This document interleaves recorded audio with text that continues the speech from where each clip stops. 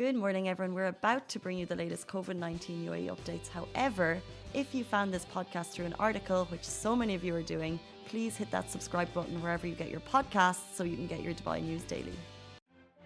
Good morning, Dubai. How are you doing? And welcome back to the Lovin Dubai show, where we talk all things trending in the UAE and beyond. Today, we're talking about teenagers who want to work in the UAE. They can, and we're going to talk about how. We're also talking about Dubai Fitness Challenge. It's confirmed, and we're excited because we're going to get fit with it. You are. But we're also going to be talking about Sheikh Mohammed increases the prize money for Dubai World Cup to 146 million dirhams. Let's get on a horse. Let's go for a ride. And we'll also be talking about Dubai fishermen fined nearly 14,000 dirhams in the ocean. Let's go fishing. Let's go fishing. Let's go riding. Also, an iconic brand is giving us all of the reasons to resume travel. And later in the studio, we're joined by Canine Friends about the responsibility of pet ownership in the UAE. I think we've all seen a lot of videos, some sad videos about animal abuse, possibly in Dubai and beyond. So we want to talk to them about how we can better prepare ourselves if we want to own an animal in the UAE. But first of all, some couple of things to shout about. COVID cases in the UAE dropping again. Woo-hoo! Lowest daily number of cases in a year, 833 yesterday. We're dipping slowly but surely. So that's fantastic to see, especially as more and more people are coming in as Expo gets closer and closer. But also, it's a big birthday today. Thank you. But it's 2 months away. Oh, I love Simran. She's like, have you guys got me a present? It's not as momentous as yours. It is a 12th birthday. Oh. Are you talking about the Dubai Metro? I'm talking about Dubai Metro. She's with it. This day, 2009, September 9th at 9:09, His Highness Sheikh Mohammed bin Rashid Al Maktoum, Vice President, Prime Minister of the UAE and root of Dubai, he tapped the Metro card for the very first time. Iconic. An incredibly iconic moment. And that day didn't just change Dubai, the future of Dubai, but our future as well. Our just our lives have changed. It's made travel so much easier, commute so much easier. Like I just 100%. Feel like crying when I think about how much I love the metro. Like really, it's the most convenient thing in the world. Interesting. I love the metro. Not in an emotional way, I would say. I value its convenience. I value its practicality. I value its cleanliness. I value its safety. I value its ability to be on time. Can't think of the right word, but it's like on the button whenever it says it will be. Fantastic. It's the artery that goes up and down the city. Very true. And if you live near one, like it's just, it's very, very handy. So convenient. And it's completed 3 million journeys to date. 3 million? Million. Oh. Million. I thought more, to be honest. Okay, maybe more than 3 million. Because we were talking about the new stations that are opening, and there's one just opened at Jumeirah, Emirates Golf Estates, and of course the Expo station will soon open. And they were looking at transporting. Oh, maybe it was 125k in a year. Let's check that. But like over here, Casey, the fact check 3 million. But here, it could easily be 3 million. But the metro has undergone so many changes now with the new Expo trains coming out, the lights, the announcement little boards, they have changed. It's incredible, and the voices have changed since it's opened. The person who announces, yes. The metro station names have changed. So many have seen an upgrade. So many have won awards. I know one. I think it's the DIFC one has won an award for one of the most. I don't know. I can't remember for what they won an award, but like a lot of them have. All the Emirates, and every time they win awards, they showcase it right in the middle. So as soon as you tag in, you see like, oh, this metro station is one of the award winners for either being the cleanest or being the most efficient or this or that. So just like incredible metro stations across Dubai. We love you, and we can't wait for more. Like the railways, not the railways though. Cabins are going to come out soon. Interesting. I loved this. What's it called? Don't they just get really dark? Yeah. It was light in the studio. I loved this. This is like What's it called? The airport stuff? Or like an it's like exit, emergency exit to the left. Sci-fi movie. Not sci-fi movie, like the cabin crews do. Anyway. What We is the digress. name, though? You know those things that are gonna be coming in the like soon by 2040? No man, like it's like the ones the thing we just spoke about it. You know what I mean? No, sorry, I lost There's gonna be you. a line and there's gonna be a cabin and it just Like a skyway. yeah. So they're expecting to have some of the future transport in the UAE will be a skyway link connected by the skyscrapers, especially in Business Bay, and it will be kind of like It's okay. We move on. cable car in the sky. Yes, cable car in the sky. Cable cars. Anyway, let's jump in. I want to shout out that our sponsor for today's show is Marriott Bonvoy, who are encouraging people to travel the world and discover new adventures. More on that later in the show. However, we want to point out that while the sponsor of the show is Marriott Bonvoy, the opinions and statements are Lovin Dubai's. We would love to get your opinion on the next story. We're talking about teenagers in the UAE can get juvenile work permits. What is your opinion on this? First of all, are you between 15 and 18 and looking for a work permit? And maybe your parents want you to get one, maybe your parents don't want you to get them, or as a parent, are you encouraging it? So we spoke about this last week, and now the UAE Ministry of Human Resources and Emiratization, they have released official information on how eager teenagers can take advantage of this new work permit. So the age category is 15 to 18 for people residing in the country, and the permit is valid for 1 year. And basically, if you jump onto moh.gov, you can get all the information, which includes all of the information that you need. For example, you will need a passport copy, a valid residence visa copy for the applicant. You'll need your parents' passport copies, kind of all of that information to make sure that you are a legit resident that is between the ages of 15 and 18. And then, of course, there will be a small fee. So request for initial approval for the electronic work permit. First category, 100 dirham, and then I think it goes up to a couple of hundred dirham depending on level A, B, and C. But all of that information is now there. So they've rolled this out quite quickly to get those teens out working, potentially, doing seasonal jobs at Expo, potentially, becoming a barista in your local coffee shop for the coming period. If you have a couple of hours after school, earn that dollar. Oh my god, things are gonna change big time. You know, like how in the US and Canada you have people working like those delivery jobs and working at the cafes, baristas and all of that. Yeah. So maybe we'll see a lot more of those internships, those side jobs, side hustles, kids doing that. Because it's great to get into that mindset of working from a young age. Prepares you for that adult life.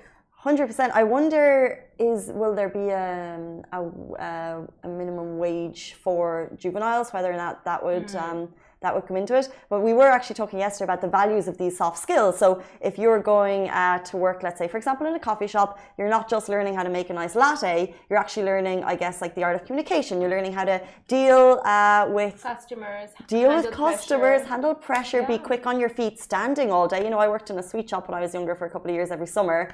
It's a long day and you're like stacking shelves and cleaning, you're doing lots of things. And all of these skills, which may not seem important to a 15-year-old, actually, as you get older, you look back, all of these jobs are highly important. And it shows, like later on in a long run, the work ethics really show and your professionalism really shows that you've learned at a young age. Like with you, you've worked multiple jobs and you've also, like you said, like done those that aren't very, you've scrubbed toilets, right?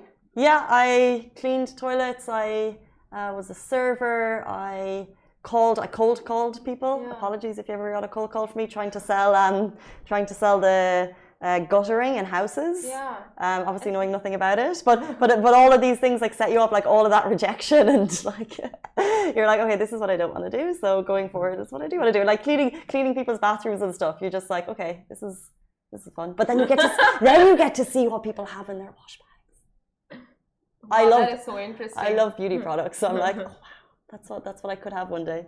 But Shweta, we see your comment. She's saying on Instagram, thank you for tuning in. She's saying the work permit for teens is so good. I'm an educator and it's heartbreaking when we see kids come in and not certain about their career options post their study. So it's not just doing any job. You can also potentially get a job in a potential industry that you're interested in. I remember I did just a week working in a hospital, and my mum had always wanted me to be a doctor, and then I did the week and I was like, not for me. Not for you. Nearly fainted when they were doing like something with blood, and I was like, I need to leave the room. So it's like you start trialing and erroring from a young age, so you can see where you want to end up, which field you want to end up eventually. So I love this initiative. I really wish it was rolled out when I was 15. Whatever. But Sheikh Mohammed, moving on. Sheikh Mohammed increases the prize money for the Dubai World Cup to 146 million dirhams. Now the stakes at the Dubai World Cup have been cranked up a notch, with Sheikh Mohammed bin Rashid Al Maktoum, Vice President and Prime Minister of the UAE and ruler of Dubai, increasing the overall prize money for the 2021-2022 flat racing season to $40 million, which converts to more than 146 million dirhams. Now, I mean, that's the amount our peasant brains just can't even begin to process. 46 million? That's like 1 million times 146. That's exactly what that is. Well done. A lot of millions. It's a lot of millions. Man, just 1 million of that, like donated towards us, we'd take it. Anyway, 500 also, we'd take it. 100, we take it. Anyway, Sheikh Rashid bin Dalmouk bin Juma Al Maktoum, chairman of the board of Dubai Racing Club, said that the directives of His Highness Sheikh Mohammed is to increase the prize money for the 2021-2022 flat racing season, are part of Dubai's commitment to support global horse racing in rebounding from the impact of COVID-19 pandemic, as well as enhancing the horizons of excellence in both domestic and international racing. Now, the 26th Dubai World Cup meeting on 26th March 2022 now has a total of 30.5 million, with all the races securing at least $1 million in prize money. And the 2021-22 race season, which will kick off on Thursday, November 4th, will include 22 meetings in all, and consequently the 2022 Dubai World Cup Carnival, one of the highlights of the racing season, which begins on Thursday, January 13th, with 8 meetings, will culminate on 5th of March's Super Saturday. So a lot of dates there, and if you're into horse racing or horse riding, very much like Hala, or general, I just love the event itself, the fashion. But no doubt His Highness's announcement will just bring more eyes and more attention on what already was the world's richest horse race. Yeah. So it just means more influx of interest into the UAE, whether that's people, horse racing, and obviously it's a very, very rich sport. But this obviously just gives it a leg up in terms of the interest that, you know, fancy rich horses will take in international and flying in. So in terms of an event for Dubai residents, super fun. The entire racing season out at Meydan, it's so cool. And now this just kind of gives it another leg up, I reckon. Yeah, and we posted this on our socials yesterday, and so many were like, you know what, we just gotta start horse riding at this point. Just like, what have we been doing? Let's quit, start horse riding, and start a career. Well, what did we had Cien Garnier here, who is the world freestyling champ at football, right? And he was like, we asked him about that 10,000 hours to become an expert at something. Yeah. And then he was like, 10,000 hours you won't be the expert freestyle champion, but you'll be the expert at this one skill if you do 10,000 hours. So we need to do 10,000 hours, but we also need to pay for a nice horse and a trainer and a stable. I think stables are expensive, and the food for the horse. Yeah. You think we can get sponsored by Lovin Dubai? Right? Genius. I see it. Right? I see it. I see the branding. Because eventually, it's like an investment. It's an investment. Later when we win. You have the stature for a jockey. I'm too big. No, I don't think so. They have tall jockeys. Jocks. Really? Well, but I think, aren't they traditionally quite light? I used to do horse riding though. Oh, you did? Yeah, then I realized I'm allergic to horse hair. Oh. So then I stopped. What type of allergy was it? Like a serious one? Really big rashes over my lips, and it looks like I have Kylie lips. Oh my god. Life hack. I'm gonna go back to horse riding for that allergy now. Speaking of activities that you can do that are interesting, we have more big news in the activity world. Confirmed yesterday, Dubai Fitness Challenge is back for 2021. We could not be more excited. The 5th edition of Dubai Fitness Challenge will take place from October 29th until 27th of November. Of course, you'll remember this is the incredible fitness initiative that was launched by His Highness Sheikh Hamdan bin Mohammed bin Rashid Al Maktoum, Crown Prince of Dubai, and as always, it returns at the end of October until November. We don't have a massive amount of information on it now, but there's 2 months in the lead up to it. I'm sure we'll get it. Even last year, during the pandemic, they managed to put on an incredible show with fitness pavilions dotted throughout the city. And guys, this is free fitness activities. It's workout classes, it's cycling, it's volleyball. The beauty of Dubai Fitness Challenge is it's not just any sport that you might get bored of. It's encouraging you to do anything, skydive, anything for 30 minutes a day. We also know that even the expo site is going to host some of the activities, so let's expect that there's going to be a fitness pavilion out there. I just said that. I don't know if that's true, but they're going to host something, so let's maybe guess that there might be for a month. That would be pretty cool. Can you whistle? Do you know how to whistle? Can we do a dubbing? I'm just going to go like, but you do the sound. Okay, 1, 2, 3. Never mind. I don't know what we were doing. Never mind, Ali, you're too late.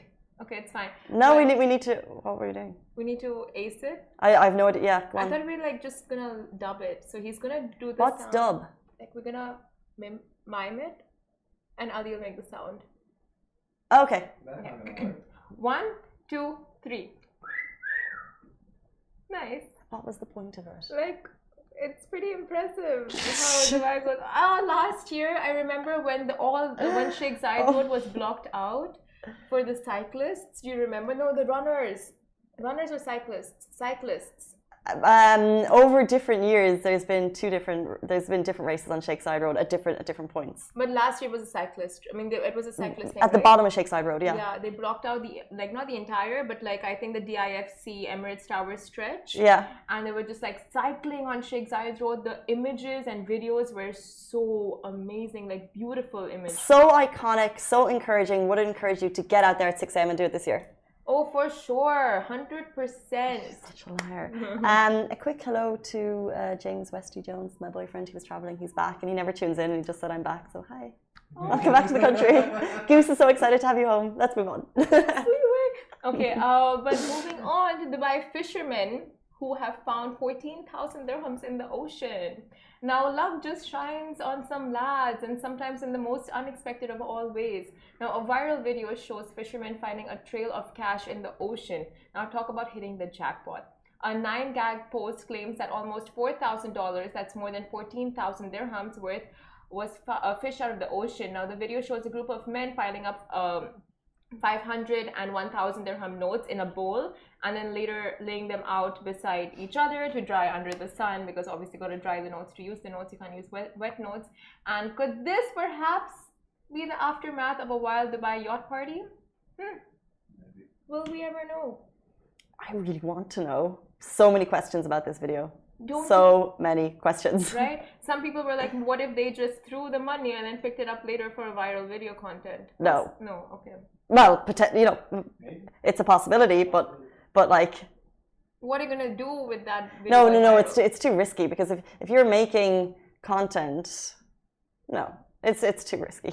No one would do that with money. But Ali, when are you having your next yacht party? We want to come behind you on a fisher boat.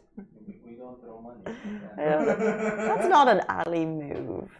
Maybe Ali is a stable character. Maybe his friends. We don't know the crowd he hangs out with. Friends are like me. They're not. They don't throw money around. Yeah, you gotta change your friends. We respect money. Can we really talk about this video though? We're waiting for confirmation of the timeline, right? Yeah. So the dates for the footage aren't specified, but yeah. And have we definitely confirmed that it's Dubai? We're sure. Oh yeah, dirhams. It is dirhams. Dubai. Yeah, and like the videos and I mean, it's not specified exactly that it's Dubai, but the video that was posted on 9gag and the comments and stuff do, I mean, kind of verify it's in Dubai. Like they are saying. And it's dirhams, so yeah, even if it's like elsewhere, it's still dirhams. So you would still question why there's dirhams. Yeah. And the comments under the post were a gold mine. Hilarious to say the least. One user commented, something like this if something like this happens to me, I would not only film it, I would split the money and never talk about it again. I mean, like, same. Interesting. No, I disagree with that commenter. You would not like keep quiet about it? you don't find that amount of cash and think that someone has just dropped it and will never, like, never ask for it again. If you think that that's a way to easy money, because I know you're going to ask me to go on a fishing trip with you because I know you, that's dangerous money to have in your first of all either money, illegal well no money. but first of all either someone just threw it in as a silly thing and things got away and they're probably just a little bit further in the horizon. What are the possibilities? It was done for content. Someone is incredibly flamboyant and outrageous and did it to just like show off to people. Yeah. Or it was a bag of money that someone had on their boat and it somehow went overboard. One, two, or three. I would totally take the money. Like it's in the ocean. Like if you've left it, you've left it. Now there's nothing that can be done about it. There's no fingerprints. It can't be got back to the person. I checked. I'm sure you checked the fingerprints. No, I think the thing is like if it's let's 14K. Like Simran's gonna like come rolling in with some incredible purchase, and we're all like, okay. No, but I'd probably get like a lot of croissants from that amazing cafe down. 14,000 worth of croissants. Oh. Don't do that. You've not even tried the croissants. You know what? Actually, in terms of what you would do with 14K, what I would love to do today is travel. The opportunity to travel and explore. Oh.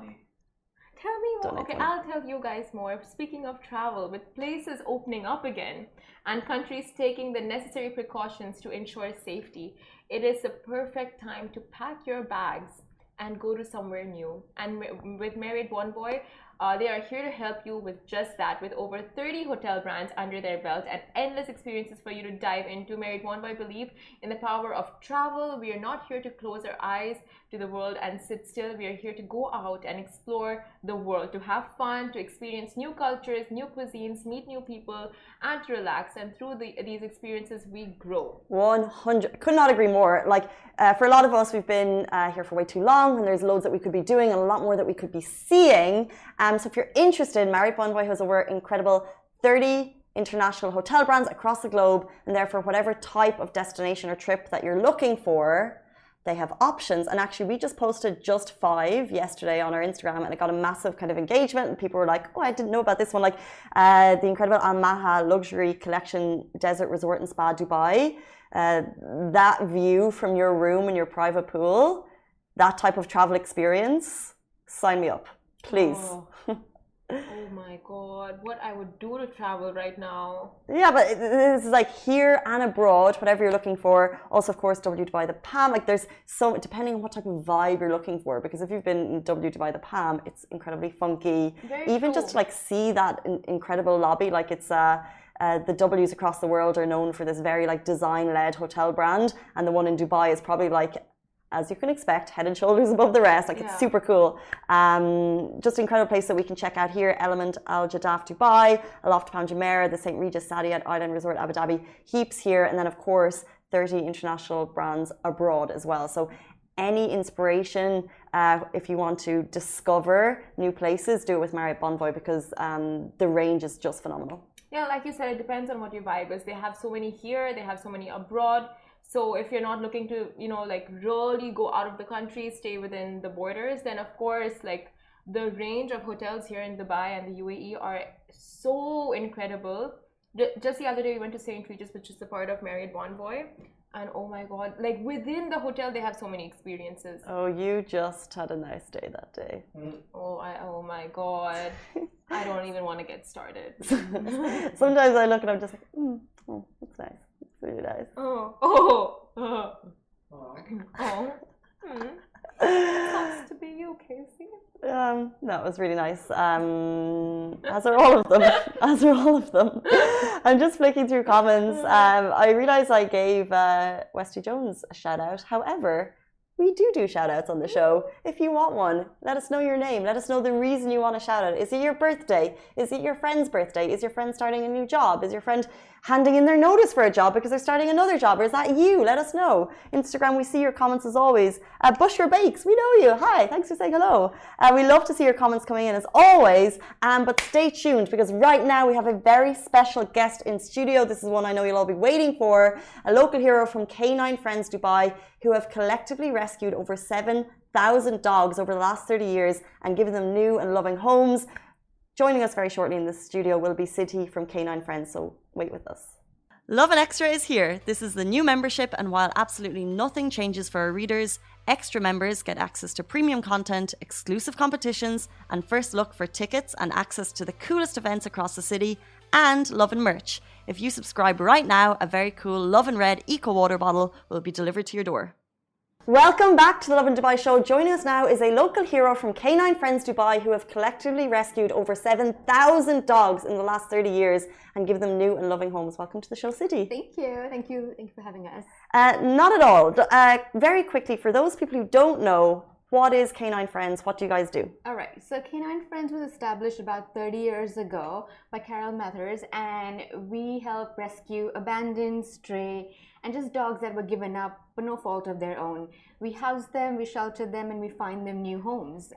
That's what we do. And we've been doing it for over 30 years. 30, just in terms of how Dubai has grown, I had no idea that you were in the business for 3 decades.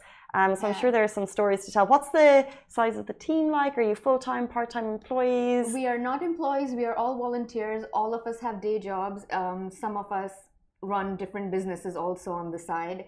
We do this purely voluntarily because of our love for the dogs. The team, it varies from anywhere from 20 to 30 people depending on how many volunteers can come in and help us. But we do have a team of 10 committee members who are always there, always helping out and always working.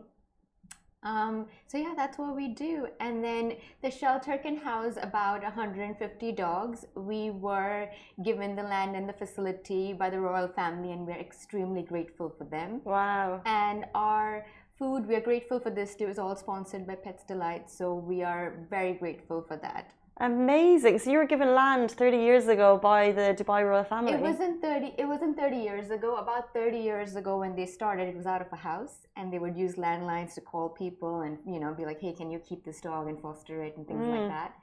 And then it is in 2009 that we were moved out of Al Quoz into Jebel Ali area, where we were given the land and the facility that we have, and we're so grateful for it. Amazing. And in terms of, you have 10 community members and then kind of many more volunteers, what type of work are they doing on a daily basis? So on a daily basis, we have 2 kinds of volunteers. We have the kennel volunteers and we have the office volunteers. The office volunteers manage everything office-related admin work, the adoption paperwork, the vet runs. They manage the appointments. They manage the adoption appointments, things like that. And then we have the kennel volunteers who do everything from cleaning the kennels, washing the dogs, cleaning the dogs, grooming the dogs, socializing the dogs, just everything you can, and even training them sometimes. So they do everything. We love our kennel volunteers. Amazing. Yeah. And you said that you have space for 150 doggies. What, over the last number of years, do you see your kennels always full, or is there like quieter periods or busy periods, or how easy is it to find homes? Finding homes is not very hard because we do have a lot of loving, generous people in Dubai who love dogs and want them. But the kennel is always full because every time a dog does go out, we do bring a dog in, and we do give a dog a chance to a new life by bringing it into the shelter. Sometimes we will get pregnant mums or moms who've just given birth. We'll take them in because we don't want them to be unsafe. And these come anywhere from a construction site to the desert, to anything. So we do take them in. So we have a 1 dog in, 1 dog out policy, but we still try to accommodate as many dogs as we can, provided we're able to. So that must be very challenging if it's 1 dog in, 1 dog out. What happens when there's a mom and maybe her baby's found at a construction site and you don't have the space? We will try our best to take it in. Okay. While we do that, we will try our best to take it in. We always make the space when we can. We we just try our best. Sometimes we remember time. This is a story I'm going to tell you in Al Quoz. I wasn't there for this time, but we have volunteers who tell us we had a smaller space and we would take all the dogs in, and sometimes we would even have certain offices with a couple of the pups because we just did not want to refuse anyone. So we try our very best to take as many dogs in as we can and help as many dogs as we can. It's so interesting. Like, one of the reasons we wanted to have this interview is because we've all seen a couple of videos recently. Yeah. Let's say the video that's leaping to my mind at the moment was the gorgeous puppy left on a 57-story balcony, and it's why is there abandonment issues? Because that dog has now been moved to a new loving home. Why are we seeing more and more stories of stray animals being left behind? So the issue is education, basically. Sometimes people don't realize that a dog is a lot of maintenance, especially a puppy. Puppies are hard work.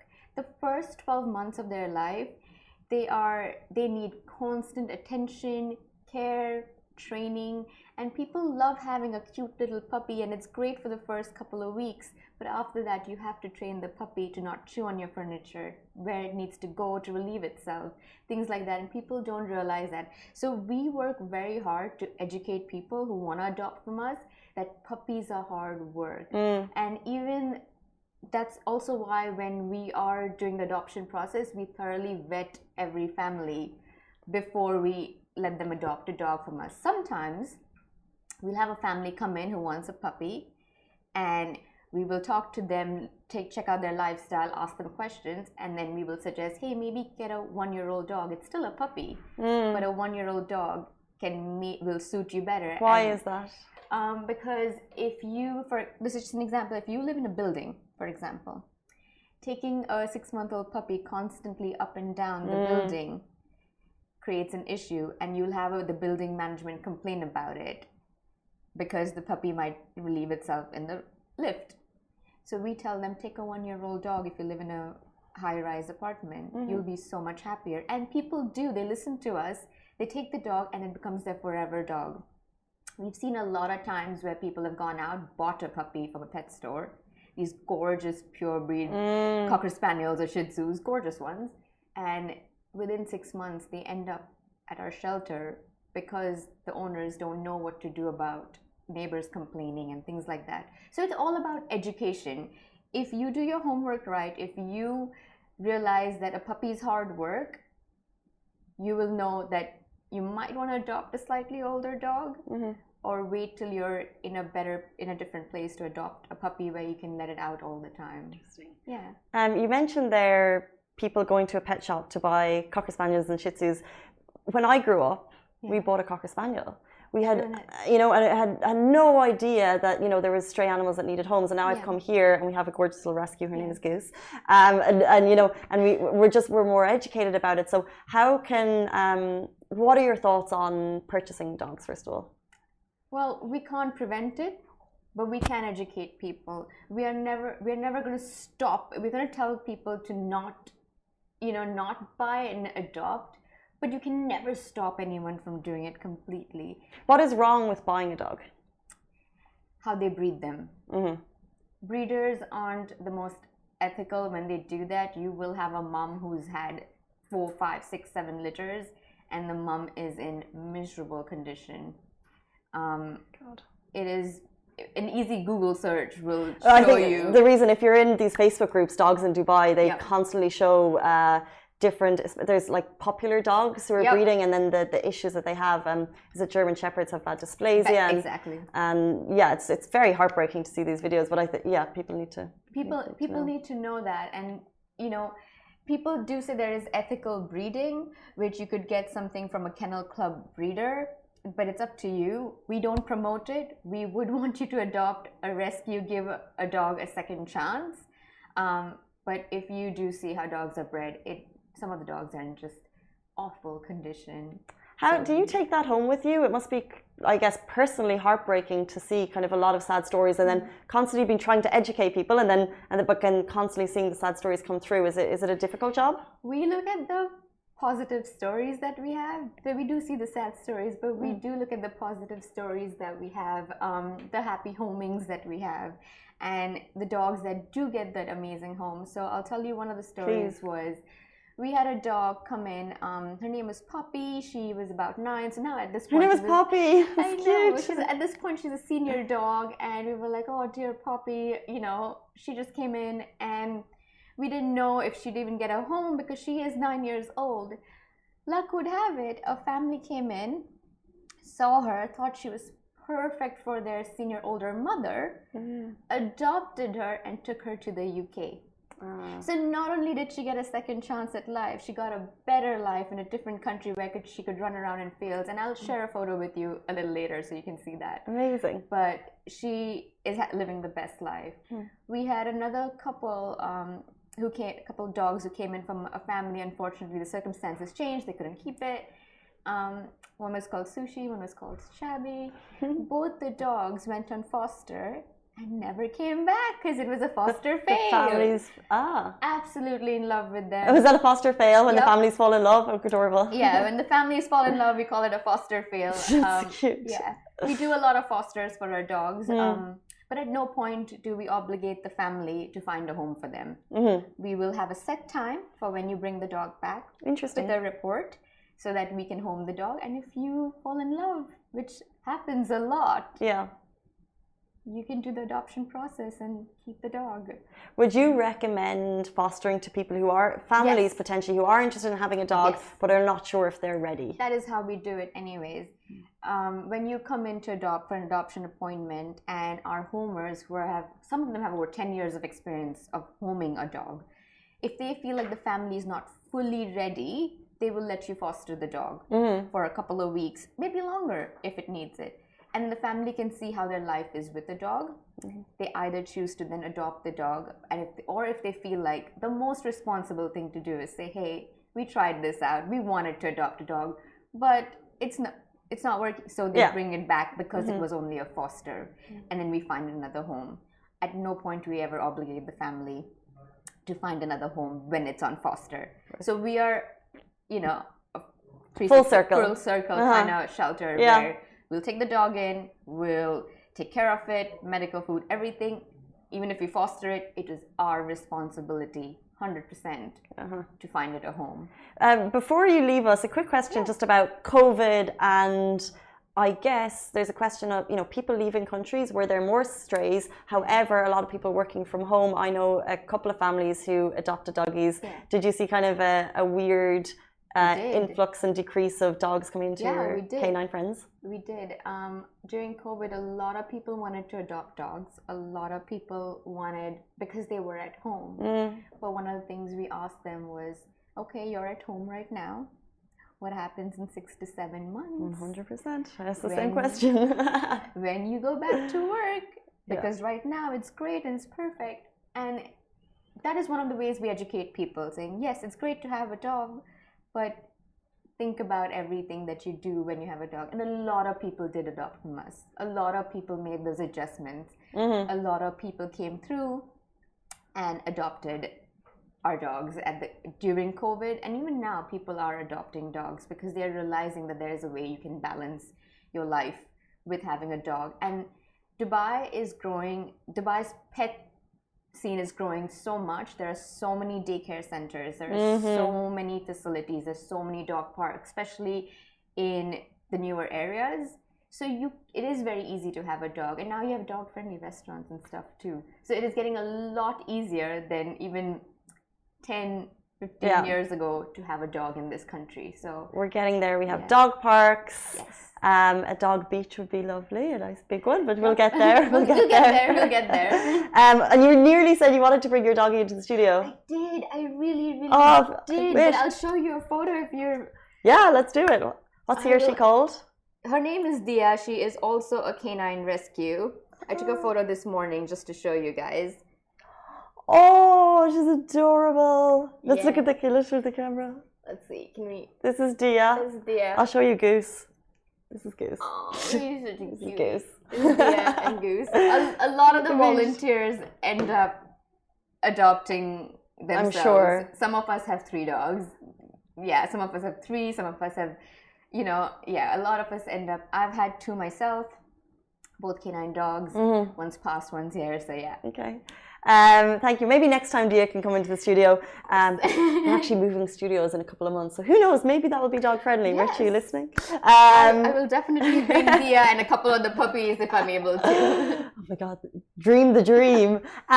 First of all, just a massive shout out to if anyone, because actually when we shared the story that you're coming on the show, the story got a lot of shared by, assume by K9 Friends followers and friends of yours. So if you're watching and if you're a volunteer there, the work you do is amazing. So thank you so much. And K9 Friends, 30 years in the business. It's absolutely amazing. Thank you, Siti. Thank you for having us. Thank you, everyone. Take care. Take care, guys. That is it for us on the Lovin Dubai show. We're back with you every single weekday morning, same time, same place. Stay safe, wash your hands. Bye-bye. Guys, that is a wrap for the Lovin Daily. We are back same time, same place every weekday morning. And of course, don't miss the Lovin Show every Tuesday where I chat with Dubai personalities. Don't forget to hit that subscribe button and have a great day.